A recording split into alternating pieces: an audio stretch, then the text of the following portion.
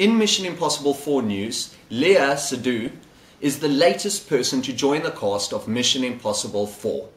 Lea Seydoux is a French actress who has recently appeared in Robin Hood, Inglorious Basterds, and will be in the new Woody Allen film due out on the 9th of September next year called Midnight in Paris. Lea Seydoux will play Mission Impossible's female villain alongside Michael Nyqvist, who will play her male counterpart. Anil Kapoor has also joined Mission Impossible 4. He's playing a lead villain as well. He was in Slumdog Millionaire. The rest of the cast for Mission Impossible 4 that we know is Tom Cruise, who's playing Ethan Hunt, Jeremy Renner, who's playing Brandt, Simon Pegg, who's playing Benji Dunn, Paula Patton, Michael Nyqvist, which I've mentioned, he's playing a male lead villain. Ving Rhames is back as Luther Stickell.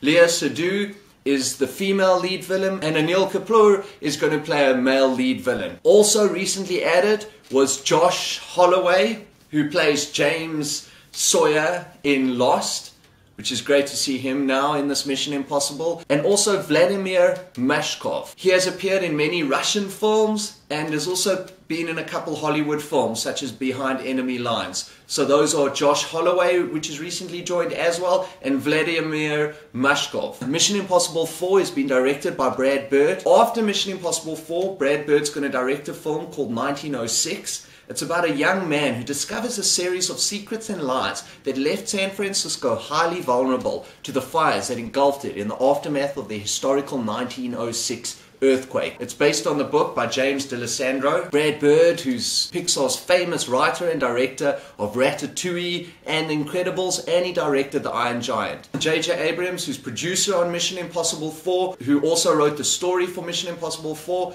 Next up for him is next year's Super 8, which he's producing, writing, and directing, and it looks great. I'm also covering Super 8 in a lot of the shows that we're doing. Tom Cruise, remember, is not only star of this film as Ethan Hunt, he's also a writer on the story for Mission Impossible 4, and he's a producer. The cinematographer for this film is Robert Elswit. He's recently done the cinematography for The Town and Salt and a lot of Hollywood films. And what's interesting is that Robert Elswit, who's shooting Mission Impossible 4, has shot all of Paul Thomas Anderson's films. From his first one, Hard 8, to Boogie Nights, Magnolia, Punch Drunk Love, and There Will Be Blood. He's supposed to shoot Paul Thomas Anderson's new film called The Master, but I'm not too sure what's happening with that. Michael Giacchino is the composer on Mission Impossible 4. Recently he was the composer on Let Me In, the horror film that's doing very well. He was a composer on Up, the Pixar film. He was a composer on Star Trek, which J.J. Abrams directed, so there's a close link there, as well as a composer on Ratatouille, which Brad Bird, the director of Mission Impossible 4, directed. He was the composer on Mission Impossible 3, as well as on 2 television series created by J.J. Abrams, Fringe and Lost. So there's a family thing going on here. All of these crew members have collaborated before. A little bit of a back history on Mission Impossible. It was an American television series which was created and initially produced by Bruce Geller. It chronicled the missions of a team of secret American government agents known as the Impossible Mission Force, IMF. The series aired on the CBS network from September 1996 to March 1973, and then it returned again to ABC from 1988 to 1990. The 3 previous Mission Impossible films were the first one in 1996, which was directed by Brian De Palma. The second Mission Impossible film was directed by John Woo in 2000, and the third Mission Impossible was directed by J.J. Abrams in 2006. On my excitement meter, I'm rating this a 7.4 out of 10. I haven't absolutely loved the 3 Mission Impossibles.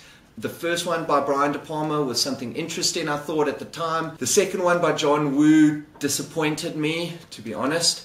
And the third one was really interesting to see J.J. Abrams, but I think after directing Star Trek and now with his huge television success, this really could be great.